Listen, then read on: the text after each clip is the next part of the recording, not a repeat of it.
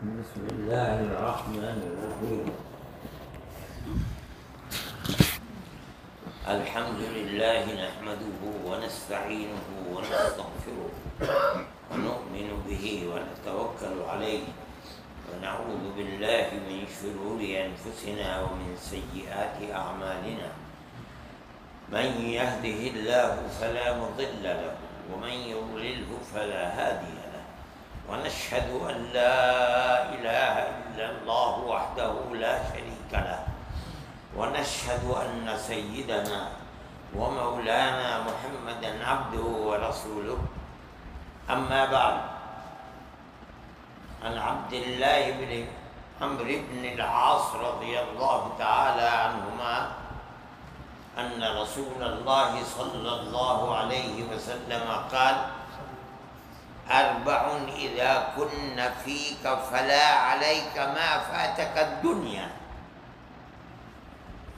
حفظ أمانة، وصدق حديث، وحسن خليقة، وعفة في طعمة، أو كما قال عليه الصلاة والسلام. میرے محترم بزرگوں اور دوستوں، میں نے ایک حدیث آپ کے سامنے پڑھی ہے. میں 10-5 منٹ اسی کے اوپر بات کر کے اپنی بات ختم کروں گا. نبی کریم علیہ السلام نے بیان فرمایا، اور حضرت عبداللہ ابن عمرو ابن العاص رضی اللہ تعالی عنہما اس روایت کو بیان فرماتے ہیں کہ آپ نے فرمایا کہ اے عبداللہ ابن عمرو ابن العاص، بظاہر انہی کو آپ خطاب فرما رہے ہیں کہ اگر تیری ساری دنیا لٹ جائے، ختم ہو جائے، اگر یہ 4 چیزیں تیرے اندر ہیں تو لٹ جائے دنیا، کوئی فکر کی بات نہیں. ساری دنیا ختم ہو جائے، فلا علیک ما فاتت دنیا، تجھے کوئی نقصان اور حرج نہیں ہے. مطلب کیا ہے؟ اللہ کی طرف سے تیرے لیے نصرت اور مدد کے دروازے کھلے رہیں گے. لیکن 4 صفات تجھے اپنی زندگی کے اندر پیدا کرنی ہے، اور اگر پیدا شدہ ہیں تو ان کی حفاظت کرنی ہے. وہ 4 صفات کیا ہیں؟ ایک ایک کر کے نبی کریم علیہ السلام نے عبداللہ بن عمرو بن العاص رضی اللہ تعالی عنہ کو بتائیں. آپ ان صفات کو دیکھیے. پہلی صفت ہے حفظ و امانت، امانت داری کا خیال رکھنا، خیانت نہ کرنا. خیانت کا مطلب کیا ہے؟ کسی دوسرے کے حق کو آدمی ناحق ختم کر دے، یہ خیانت ہے. امانت کیا ہے؟ جس انسان کا حق آدمی پر ہے اس کے حق کو جیتے جی ادا کرتا رہے. یہ چیز ایسی ہے کہ قرآن کے اندر اللہ نے تمام مسلمانوں کو حکم دیا ہے: ان اللہ یأمرکم ان تؤدوا الامانات الی اہلہا. اس میں کوئی شک نہیں ہے کہ اللہ تمہیں حکم دیتا ہے اے مسلمانوں کہ امانتیں جن کا حق ہیں ان کے حق کو واپس کرو، ادا کرو. اگر نہیں ادا کرو گے اس کا مطلب یہ ہے کہ تم اللہ کے حکم کو نہیں مانتے. اس آیت کے اترنے کے لیے ایک خاص واقعہ ہے جس کو مفسرین ذکر کرتے ہیں. نبی کریم علیہ السلام ہجرت سے پہلے مکہ معظمہ میں تھے. جن کے پاس کعبۃ اللہ کی چابی رہتی تھی وہ کعبے کے دروازے کو کھولتے تھے. کعبے کا دروازہ تو آپ نے دیکھا ہوگا اوپر ہے، وہاں جانے کے لیے کعبے کے اندر یقیناً سیڑھی رکھی ہوگی اور دروازے کے اوپر کھڑے ہو جایا کرتے تھے. جس کو ان کا جی چاہتا تھا اندر جانے کی اجازت دیتے تھے، اور نہیں جی چاہتا تھا منع کر دیتے تھے. ایک دن نبی کریم علیہ السلام اندر جانا چاہا، جانے لگے، روک دیا انہوں نے، کہا کہ محمد تم نہیں جاؤ گے، ہمارے دین کو برا بھی کہتے ہو، مخالفت بھی کرتے ہو، اور ہم تمہیں کعبے کے اندر جانے میں نہیں جاؤ گے۔ نبی کریم علیہ السلام نہیں گئے، لیکن کھڑے ہو کر کے فرمایا کہ آج تم مجھے منع کر رہے ہو، لیکن یہ بتاؤ کہ جس دن یہ کعبے کی چابی میرے ہاتھ میں ہوگی اور میں جسے چاہوں گا اسے دوں گا، اس دن تم کیا کرو گے؟ یہ بات ہوئی اور آپ واپس چلے آئے۔ اب آپ دیکھیے کہ یہ کس سال کا واقعہ ہے نہیں کہا جا سکتا، لیکن یہ بتانا ان کا کہ تم ہمارے دین کی مخالفت ہے، تو اس کا مطلب یہ ہے کہ نبوت آپ کو مل چکی تھی۔ نبوت کے بعد آپ 13 سال مکہ معظمہ میں رہیں گے، اسی زمانے کا واقعہ ہے۔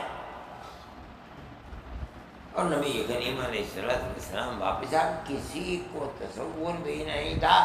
کہنے لگے کہ محمد اگر کوئی دن ایسا ہوگا کہ کعبے کی چابی تمہارے ہاتھ میں ہوگی اور تم جسے چاہو گے دے دو، اس کا مطلب یہ ہے کہ اس دن قریش بہت ذلیل ہو گئے۔ آپ نے فرمایا نہیں، بہت عزت والے ہوں گے قریش اس دن۔ یہ بات ہوئی اور آپ چلے آئے۔ اب آپ دیکھیے کہ کتنے سال گزرے، یہاں تک کہ نبی کریم علیہ السلام ماحول کی تنگی کی بنیاد پر اللہ کے حکم سے مکہ معظمہ کو چھوڑ کر مدینہ منورہ تشریف لے آئے۔ اب 1 سال، 2 سال، 3 سال، 4 سال، 5 سال، 6 سال، 7 سال، 8 سال گزرے۔ اب اللہ حکم دیتا ہے کہ چلو اور مکے کو فتح کرو، اور نبی کریم علیہ السلام جو نبی 8 سال پہلے ایک ابو بکر رضی اللہ تعالیٰ عنہ کے ساتھ مدینہ منورہ آیا تھا، تمام مورخین لکھتے ہیں کہ 10,000 صحابہ کا لشکر لے کر کے مکہ معظمہ کو پہنچ گیا، اور چٹکی بجاتے بجاتے مکے کو فتح کر دیا۔ فرمایا کعبۃ اللہ کی چابی لے کر کے آؤ۔ چنانچہ کعبے کی چابی عثمان کے پاس سے لائی گئی۔ حضرت علی کرم اللہ وجہہ ان سے لی، وہ کہتے تھے میں چابی نہیں دوں گا، صرف محمد کے ہاتھ میں دوں گا۔ چنانچہ نبی کریم علیہ السلام نے چابی لی اور کھولا کعبۃ اللہ کو، اندر تشریف لے گئے، نماز پڑھی آپ نے، اور اس کے بعد باہر تشریف لائے۔ ورنہ عثمان یاد ہے میں نے کیا کہا تھا؟ نہیں یاد ہے۔ آج وہ چابی آپ کے ہاتھ میں ہے، اور بڑے بڑے صحابہ عبداللہ بن مسعود ہیں، آپ کے چچا ہیں، عباس ہیں، ہر آدمی گردن اونچی کر کے یہ دیکھ رہا ہے، تمنا کر رہا ہے کاش کہ آج اللہ کا نبی یہ چابی اپنے مبارک ہاتھوں سے مجھے دے دے۔ قیامت تک یہ بات رہے گی کہ اللہ کے نبی نے فتح مکہ کے اندر چابی فلاں شخص سے دی تھی اور لے کر کے فلاں شخص کو دی تھی۔ اس وقت یہ آیت نازل ہوتی ہے ان اللہ یامرکم ان تؤدوا الامانات الی اہلها، اے محمد یہ چابی تم نے لی ہے جس شخص سے، اس کی امانت ہے تمہارے ہاتھ کے اندر، جس کی امانت ہے اسی کو واپس کرو۔ نبی کریم علیہ السلام نے یہ آیت پڑھی اور پڑھنے کے بعد چابی ان کے ہاتھ میں دے دی۔ میرے بھائی، امانت کا مسئلہ اسلام میں نبی کریم علیہ السلام جگہ جگہ بار بار فرماتے ہیں، امانت کا خیال رکھو۔ کسی آدمی کے حق کو چھین لینا اور ناجائز چھین کر اس کے حق کے اوپر قبضہ کر لینا اسلام کے اندر یہ جائز نہیں ہے۔ ہر آدمی کو اپنی زندگی کو دیکھنا چاہیے کہ اس کے اوپر کسی کا حق تو نہیں ہے۔ اگر حق ہے تو کل قیامت کے دن اس کے حق کی ادائیگی کے لیے اللہ فرمائیں گے ادِ الامانہ، اس کا حق دے۔ کہے گا انا یا ربی وقد ذهبت الدنیا، اے اللہ میں نے جو حق لیا تھا وہ تو دنیا کے اندر لیا تھا، دنیا ختم ہو گئی، مجھے اس کا حق کہیں نظر نہیں آ رہا ہے، کہاں سے دے دوں؟ اللہ کو اتنا غصہ ہوگا کہ کچھ نہیں سنیں گے، پھر فرمائیں گے ہم کچھ نہیں سنتے، عد الامانہ۔ 3 مرتبہ وہ یہی کہے گا، میری سن تو نہیں آ رہی تو سن لے، میں نے جو اس کا حق دنیا میں لیا تھا وہ حق کہیں نظر نہیں آ رہا ہے، میں کہاں سے دے دوں؟ اللہ فرمایا ہم نہیں سنتے، لیا تھا کیوں؟ دے۔ جب نہیں دے گا، حضرت عبداللہ بن عباس رضی اللہ تعالیٰ عنہ فرماتے ہیں جہنم میں ڈال دیا جائے گا، العیاذ باللہ۔ جہنم میں دیکھے گا کہ وہ جس کے اوپر اللہ بار بار فرما رہا تھا عد الامانہ، حق دے اس کا، وہ حق جہنم کی تہ میں نیچے پڑا ہوا ہے۔ ایک مرتبہ سوچے گا کہ سارے جہنم کے عذاب کو اپنے سر پر لے لے، اب جائے اور جا کر کے اس حق کو اٹھا کر کے دے دے، اللہ کی خدمت میں جائے گا العیاذ باللہ، اور جہنم کے عذاب کو بھگتے گا اور لے کر کے آئے گا، اور جب کنارے پر پہنچے گا وہ چیز ہاتھ سے چھوٹ کر کے پھر وہیں چلی جائے گی۔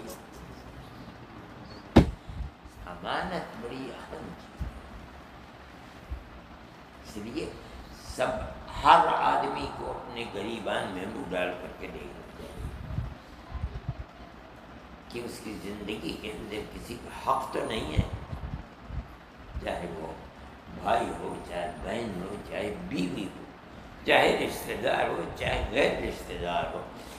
حفظ و امانت، اللہ تعالیٰ فرماتے ہیں جن کا حق ہے ان کو دو دنیا کے اندر موت سے پہلے۔ نبی کریم علیہ السلام جگہ جگہ اس کی تائید فرما رہے ہیں کہ جس کا حق ہے وہ حق مرنے نہ پائے، اور اگر مر گیا تو قیامت کے دن دینا ہی پڑے گا، چھٹکارا اس سے نہیں مل سکتا، کسی کا حق معاف نہیں ہو سکتا۔ آدمی سے گناہ ہو جائیں کسی کے حق تو نہیں، اپنے گناہ ہو گئے، یعنی وہ معاملات جو آدمی اور اس کے اللہ کے مابین ہیں اس میں قصور ہو گیا، اس کی معافی ہو سکتی ہے، نماز سے معافی ہو سکتی ہے، وضو سے معافی ہو سکتی ہے، حج سے معافی ہو سکتی ہے، لیکن انسان کا حق لے لے، چاہے کتنی ہی توبہ استغفار نماز اور حج کچھ کرتا رہے، ایک چھدان بھی کسی آدمی کا معاف ہو نہیں سکتا۔ اس کی معافی کے 2 ہی طریقے ہیں، تیسرا کوئی طریقہ نہیں ہے، یا تو ہاتھ جوڑ کر پیر پکڑ کر موت سے پہلے معاف کرا لے، جس کا حق تھا اس نے معاف کر دیا، اب قیامت کے دن کوئی پولیس سے ہوا، یا موت سے پہلے اس کے حق کو ادا کر دے۔ توبہ اور استغفار کرنے سے، حج کرنے سے، عمرہ کرنے سے کسی انسان کا حق یہ معاف نہیں ہوگا۔ میرے بھائی اس چیز کو سوچنا چاہیے، نبی کریم علیہ السلام اس کو نمبر اول پر لاتے ہیں۔ ایک چیز، دوسری چیز کیا ہے؟ جس کو فرمایا 4 چیزیں اگر تیرے پاس ہیں تو تیری ساری دنیا لٹ جائے، تو فقیر ہو جائے، گھر سے بے گھر ہو جائے، برباد ہو جائے، ان 4 چیزوں کی اگر تو نے حفاظت کر دیا، کوئی چیز کیا مطلب تیری آخرت آباد ہے۔ دوسری چیز کیا ہے؟ فرماتے ہیں صدق و حدیث ہے، کسی کو دھوکہ مت دے، جب کسی سے کوئی بات کر تو بات سچی کر۔ نبی کریم علیہ السلام بالکل ابتدائے بعثت سے جب آپ کو نبی بنایا گیا ہے، جن چیزوں کا حکم دیتے ہیں اور آخر تک جن چیزوں کا حکم دیتے رہے ہیں ان کے اندر یہ کہ سچ بولو، جھوٹ مت بولو۔ لوگ چھوڑ کر کے مکہ معظمہ کو چلے گئے، ان کے اندر حضرت علی کرم اللہ وجہہ کے بھائی حضرت جعفر ابن ابی طالب بھی تھے، 80 آدمی تھے جو آپ کی اجازت سے کمانے کھانے کے لیے نہیں، جیسے ہم اور آپ دنیا اپنے ملکوں کو چھوڑ کے دنیا کے دوسرے ملکوں میں جاتے ہیں، نہیں، یہاں کھل کر اللہ کی عبادت نہیں کر پا رہے ہیں، یہ سنا ہے کہ وہاں کا بادشاہ بڑا عادل ہے، ہم وہاں جا کر کے کھل کر اللہ کی عبادت کر سکیں، اس لیے گئے تھے۔ وہاں پہنچ گئے، مکے والوں کو پتہ چل گیا کہ یہ تو نکل گئی ہاتھ سے چڑیا، یہاں بڑے تحفے اور تحائف لے کر کے اس کے بعد بھیجا کہ یہ بھگوڑے ہیں، بھاگ کر کے ہمارے یہاں سے تمہارے یہاں آ گئے، انہیں ہمارے حوالے کرو۔ اس نے کہا ایک شخص، ایک لوگوں کی جماعت جو میرے یہاں عمل لے کر کے آئی ہے، میں بغیر ان سے سنے تمہارے حوالے نہیں کروں۔ حضرت جعفر رضی اللہ تعالیٰ عنہ کو ان لوگوں نے بیٹھ کر کے اپنا امیر بنا دیا، بات آپ کریں گے جب وہ پوچھ رہے ہیں تو۔ حضرت جعفر رضی اللہ تعالیٰ عنہ نے بات شروع کی، سب سے پہلی جو بات شروع کی نبی کریم علیہ السلام نے آ کر کیا زندگی تھی ہماری، اور انہوں نے آ کر کے ہماری زندگی کیسی تبدیل کی۔ اے بادشاہ، ہمیں جو طاقتور ہوتا تھا وہ غریب کو کھا جاتا تھا، ہم اپنی رشتہ داریوں کو دنیا کے فائدے کے لیے توڑتے تھے اور ہم یہ کرتے تھے۔ انہوں نے آ کر کے ہمیں حکم دیا، سب سے پہلی چیز امرنا بصدق الحدیث، اول نمبر۔ ابن ہشام کہتے ہیں کہ سب سے پہلی بات جو کہی اس نے آ کر کے ہمیں امرنا بصدق الحدیث واداء الامانہ وصلۃ الرحم، انہوں نے آ کر کے جو سب سے پہلے ہمیں سبق دیا، سچ بولو، لوگوں کی امانتوں کا اور حقوق کا خیال رکھو، اپنی رشتہ داریوں کو جوڑو، توڑو مت، یتیم کا حق ادا کرو، یہ کرو یہ کرو۔ کہا کہ اس کے پاس بادشاہ نے پوچھا کہ کچھ چیزیں ہیں جو اترتی ہیں جو وہ بیان کرتا ہے؟ کہا اس نے ہمیں قرآن سکھایا ہے، قرآن کی تعلیم دی ہے۔ کہا پڑھ کے سناؤ۔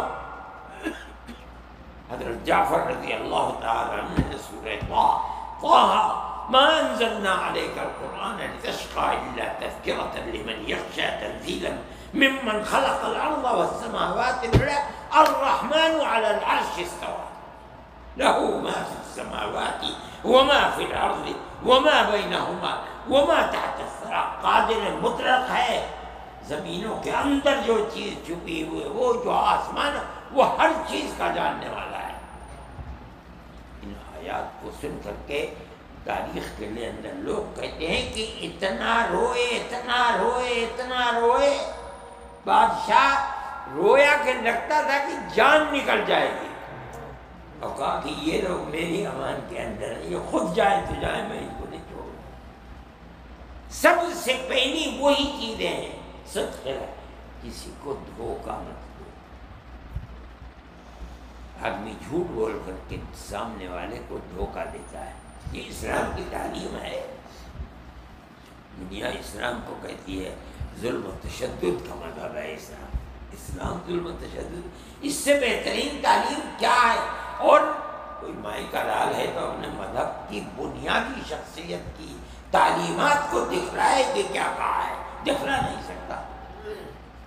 یہ ہے اسلام کی تعلیمات۔ دو چیزیں، تو بہت لمبی چیز ہے، نبی کریم علیہ الصلوۃ ابتدا سے آخر تک جن چیزوں کا ہر آنے والے کو حکم دیتے ہیں اور امت کی جو تربیت فرما رہے ہیں، اس کے اندر صدق حدیث، حفظ امانہ بڑی بنیادی چیزیں ہیں۔ یہ بالکل ابتدائی دور ہے، جن تعلیمات کو لے کر جعفر ابن ابی طالب حبشہ گئے تھے ہجرت کر کے، وہ بالکل ابتدائی دور تھا۔ اس کے بعد جیسے جیسے آپ مکی زندگی میں، مدنی زندگی کے اندر، آپ یہاں تک کہ حجۃ الوداع کے اندر ان چیزوں کا ذکر ہے، جس کے 2-2.5 مہینے کے بعد آپ اس دنیا سے جا رہے ہیں۔ اسی لیے فرماتے ہیں ساری دنیا لٹ جائے بھسم ہو جائے بالفرض والتقدیر، یہ چار چیزیں اگر تیرے پاس ہیں تیری آخرت آباد ہے، خدا کی نصرت تیرے ساتھ ہے۔ دو یہ ہیں، اور تیسری چیز فرماتے ہیں حسن و خلیقت، کہتے ہیں کہ اسلام کا مذہب قتل و قتال اور ظلم و زیادتی کا ہے، فرماتے ہیں حسن و خلیقت، اچھے اخلاق، تیرا رہن سہن دوسروں کے ساتھ، کوئی قید نہیں کہ رہن سہن تیرا مسلمانوں کے ساتھ ہے، عیسائیوں کے ساتھ ہے، یہودیوں کے ساتھ ہے، ہندوؤں کے ساتھ نہیں، جس آدمی کے ساتھ رہتا ہے حسن اخلاق کے ساتھ ہو۔ حسن اخلاق کیا ہے؟ معاملتک مع الخلق بما یرضی بہ الخالق، تیرا معاملہ اللہ کی مخلوق کے ساتھ، یہ نہیں کہا جا رہا ہے کہ مسلمانوں کے ساتھ، خدا کی مخلوق کے ساتھ تیرا معاملہ ایسا معاملہ جس کو خالق پسند کرتا ہے، اس کو حسن اخلاق محدثین فرماتے ہیں۔ اس کا مطلب کیا ہے؟ اپنے ہر بھائی کے ساتھ، انسان کے ساتھ، سب بھائی ہیں، آدم اور حوا کی اولاد ہیں ایک ماں باپ کی، اپنے بھائی کے ساتھ، خلق کے ساتھ، مخلوق کے ساتھ وہ معاملہ کرنا جس سے خالق خوش ہوتا ہے۔ ظلم مت کر، سچ بول، دھوکہ مت دے، کسی کی امانت میں خیانت نہ کر، تیرا رہن سہن بہتر ہونا چاہیے، جب تیرے سامنے آئے تو خوش ہو کر کے اس سے بات چیت کر، اس کا دل ٹھنڈا ہوگا۔ اور کتنے شعبے ہیں حسن اخلاق کے، وہ حسن و خلیقت صراحتاً فرماتے ہیں، بہت حدیثوں کے اندر حسن و خلیقت کا ذکر آتا ہے۔ محدثین فرماتے ہیں کہ اس کی ایک سب سے بہترین تعریف یہی ہے، تیرا معاملہ اللہ کی مخلوق کے ساتھ ایسا کرنا جس سے خالق خوش ہوتا ہو، یہی حسن اخلاق، اور یہ ہر ایک کے ساتھ ہوتا ہے، قید مسلمان کی نہیں ہے۔ حضرت عبداللہ بن عمرو بن العاص رضی اللہ تعالیٰ عنہ کی روایت فرماتے ہیں کہ گھر میں بکری ذبح ہوئی، گوشت، کہ ایک بکری کو تنہا گھر والے کیسے کھا لیں گے؟ اس زمانے کے اندر تو فریج ہے، بے رکھ دو گوشت فریج کے اندر، زمانے میں تو کچھ بھی نہیں۔ جب گھر میں آئے گوشت پکا، فرمایا کہ میرا جو پڑوسی یہودی ہے اس کے یہاں بھیجا نہیں بھیجا، بتاؤ مجھے بھیجا نہیں بھیجا، پہلے یہ بتاؤ تب اس کے بعد میں بیٹھوں گا کھانے کے لیے۔ ہمیں نبی کریم علیہ السلام فرماتے ہیں کہ پڑوسی کے حق کو ادا کرنے کے لیے اتنا حکم دیا، اتنا حکم دیا، مجھے لگنے لگا کہ شاید جس طرح بھائی کی میراث میں بھائی کا حصہ ہوتا ہے، کہیں پڑوسی کا حصہ، اسی طرح موت کے بعد پڑوسی کی موت کے مال کے اندر حصہ متعین کر دیا تھا۔ یہ اسلام تو ایسا مذہب ہے جس کے اندر حسن معاملہ، حسن اخلاق کے اندر مذہب کی کوئی قید ہی نہیں ہے۔ مسلمان پر فرض کیا گیا کہ وہ دوسرے آدمی کے ساتھ حسن اخلاق کرے۔ وہ آدمی کون ہے، اس کا مذہب کا، اس سے کوئی سوال نہیں، یہ تعلیم ہے اسلام کی۔ مشکل صرف یہ ہے کہ ہم اپنے عمل سے اسلام کی صحیح تعلیم کو دنیا کے سامنے پیش نہیں کر پاتے، یہ ہماری کمزوری ہے۔ صحابہ کرام رضوان اللہ علیہ اجمعین نے پیش کیا، اور اس کی برکت سے ساری دنیا کے اندر اسلام پھیل گیا جنگل کی آگ کی طرح سے۔ نہ کوئی بات ہے کہ آپ مکہ معظمہ فتح کرنے ہیں، وہ نبی جو 8 سال پہلے تنہا آیا تھا، ابو بکر تھا اتنے، اور یہ اس کے بعد جو غزوہ تبوک ہوا ہے، یعنی 1 سال کے بعد، آخری سال فتح مکہ کے بعد، محدثین فرماتے 40,000 مسلمان اس کے اندر نبی کریم علیہ السلام کے ساتھ تھا. دن بدن رات اور دن اسلام جنگل کی آگ کی طرح پھیل رہا. کیا بنیاد ہے؟ یہ وہ تعلیمات ہیں صحابہ کرام رضوان اللہ علیہم اجمعین نے جن کو پیش کیا. ہم اپنی زندگی کے اندر ان کو پیش نہیں کر پاتے. اس لیے فرمایا حسن خلیقۃ، اور ایک آخری چیز فرمایا وعفۃ فی طعمۃ، کھانے پینے کے اندر پاکی. کیا مطلب؟ کمانے کے اندر. کھائے گا تو آدمی کما کر ہی تو کھائے گا. اس کے اندر عفت و پاک دامنی ہونی چاہیے. کھاؤ حلال کھاؤ، کماؤ چاہے جتنا کماؤ. اسلام ایسا مذہب نہیں ہے بدھ مذہب کی طرح سے کہ کمانا نہیں بلکہ بھیک مانگنا مذہب کے اندر داخل ہے. اسلام کے اندر نہیں ہے. جو بھیک مانگتے ہیں ان کو تو فرمایا کہ کل قیامت کے دن انہوں نے دنیا میں اپنے بھیک مانگ کر اپنے چہرے کی آب و تاب کو آگ لگا دی. کل قیامت کے دن دربار میں اللہ کے آئیں گے، ان کے چہرے کا گوشت نچا ہوا ہوگا، بالکل خاموش و خدوش و کدوح. اس حال کے اندر آئیں گے. منع فرمایا بھیک مت مانگو، کماؤ چاہے جتنا کماؤ، کوئی قید نہیں ہے کمانے. حضرت عثمان رضی اللہ تعالیٰ عنہ نبی کریم علیہ السلام غزوہ تبوک کے اندر تنہا حضرت عثمان رضی اللہ تعالیٰ عنہ نے 1000 اونٹ، 960 اونٹ اور اس کے بعد سواری کے لائق اونٹ مدینہ منورہ میں نہیں ملے تو 60 گھوڑے خرید کر کے بِأَقْتَابِهَا وَأَحْلَاسِهَا، مجاہد کو جس چیز کی ضرورت ہوتی ہے سواری کو، ان تمام چیزوں کے ساتھ تنہا حضرت عثمان رضی اللہ تعالیٰ عنہ نے دیے. آپ نے چندے کی اپیل کی، 1000 سونے کے سکے لا کے گود میں ڈال دیے. اس ہاتھ سے اس ہاتھ پر، اس ہاتھ سے اس ہاتھ کے اوپر آپ ڈال. پر مطلب آج عثمان نے جو کام کیا ہے، جو چاہے کرے، اللہ کے یہاں سے معاف ہے. ایسے لوگ اسلام میں کمانے کی کوئی. عبد الرحمن بن عوف رضی اللہ تعالیٰ عنہ بالکل فقیر آئے تھے مکے سے، جو تھا سب چھوڑ کر کے چلے آئے تھے. یہاں آئے اور آ کر کے اس کے بعد تجارت کری. یہ ان کا پیشہ تھا مکے کے لوگوں کا. حضرت عائشہ صدیقہ رضی اللہ تعالیٰ عنہ ان کے بیٹے سے کہتی ہیں بڑی عجیب و غریب دعا، سقى اللہ اباک من سلسبیل الجنہ.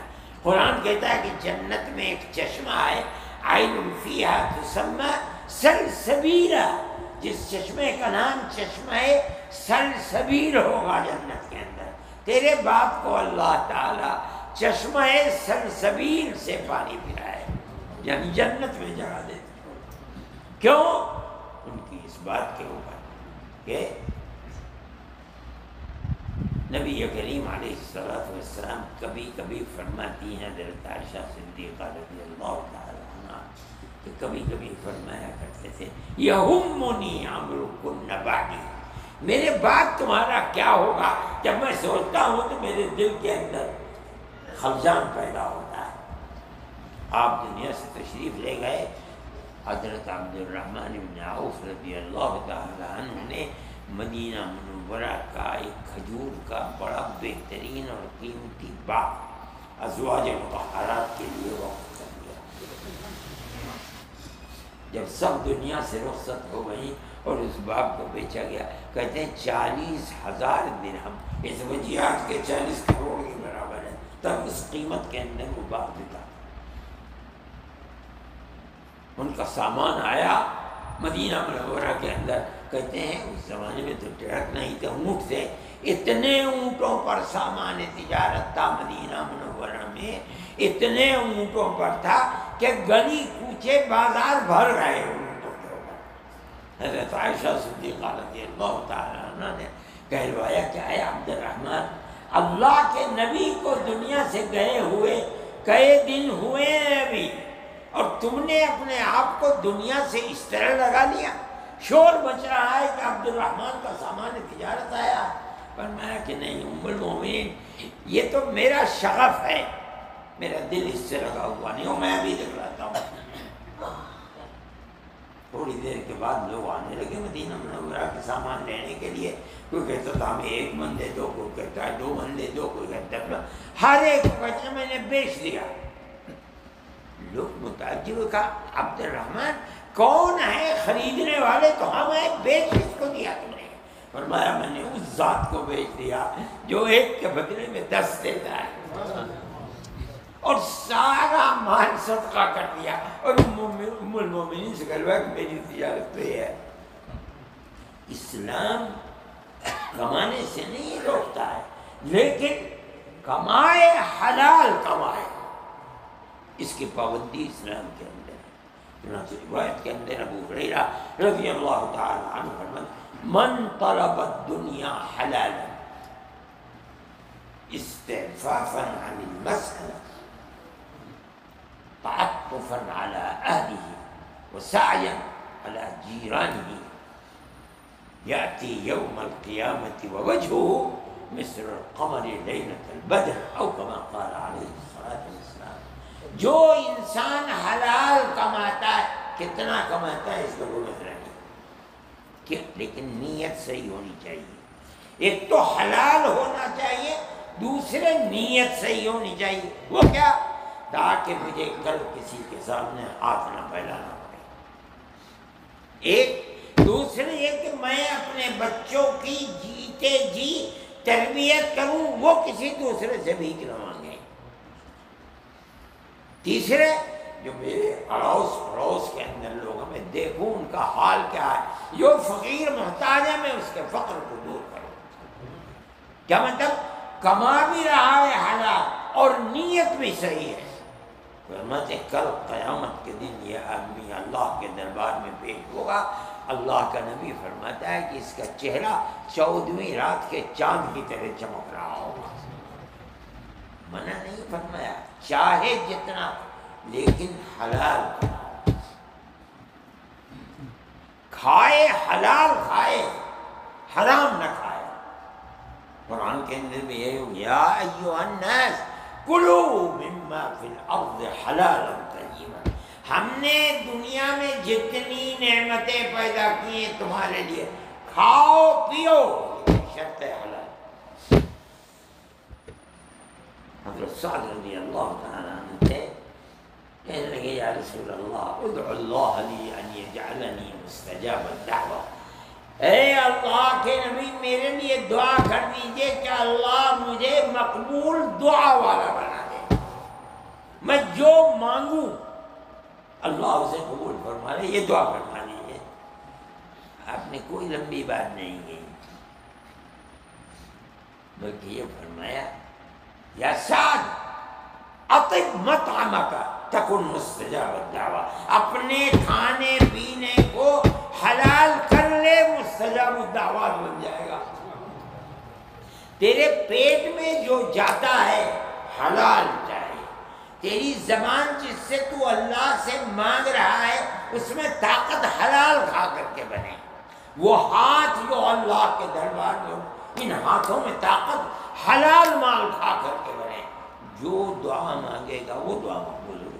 ایک لفظ میں جواب دے گا، کچھ نہیں قید کہ بنگلہ دیش کا ہو یا عرب کا ہو یا عجم کا ہو یا امریکہ، کچھ نہیں، چاہے دنیا کا کہیں کا رہنے والا ہے، اگر مستجاب الدعوات بننا چاہتا ہے، جو مانگے اللہ تجھے وہ دے۔ ایک لفظ میں بتایا، اپنے کھانے پینے کو، کمائی کو حلال کر لے، جو مانگے گا اللہ وہ دے گا۔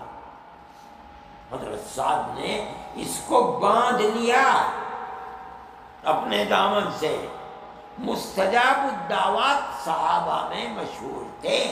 ایک دن آتا ہے کہ حضرت عمر رضی اللہ تعالیٰ عنہ کی کچھ ان سے کہا سنا ہو گیا، سعد کو غصہ آیا، فرمانے لگے کہ عمر میں تمہارے لیے بد دعا کروں گا۔ حضرت عمر جیسا شخص وہیں زمین پر بیٹھ گیا، کہا خبردار زبان مت کھولو، جو چاہے بدلہ لے لو مگر بد دعا مت کرنا۔ جانتے تھے کہ اس شخص نے وہ گرہ باندھ رکھی ہے جو نبی کریم علیہ السلام نے اسے دی۔ میرے بھائی، کھانا کمانا کوئی اسلام میں قید نہیں، جتنا چاہے کماؤ، کروڑ پتی نہیں ارب پتی بن جاؤ، لیکن شرط یہی ہے حلال ہو اور نیت بھی حلال ہو۔ اسی روایت میں فرماتے ہیں من طلب الدنیا حلالا، دنیا اگرچہ کما رہا ہے حلال لیکن نیت ٹھیک نہیں، کیا مکاثرا مفاخرا مرائیا، لوگوں کو دکھلانے کے لیے، فخر کرنے کے لیے، مال بہت زیادہ جمع کرنے کے لیے، محبت، نیت خراب ہے، یأتی یوم القیامت وہو علیہ غضبان، اللہ کے سامنے قیامت کے دن آئے گا اور اللہ کو اس کے اوپر بڑا غصہ ہوگا، حالانکہ کمائی حلال ہے۔ اگر کمائی بھی حرام ہو تو کتنا غصہ ہوگا، لا یعلمہ الا اللہ۔ لیکن دونوں چیزیں صحیح ہونی چاہیے، مال حلال ہو اور نیت صحیح ہو، تب اس مال کے کمانے کی اللہ کے یہاں بڑی قدر و قیمت ہے۔ میرے بھائی یہ چار چیزیں ہیں، اور ہر چیز کو میں نہیں سمجھتا ہوں کہ کوئی انسان اس کے اندر مخالفت کر سکتا ہے۔ آپ نے اپنی امت کو سبق دیا ہے، امت کے لیے راہ راست عطا فرمایا، اور بغیر اس سبق کے امت کی گتھی سلجھ نہیں سکتی۔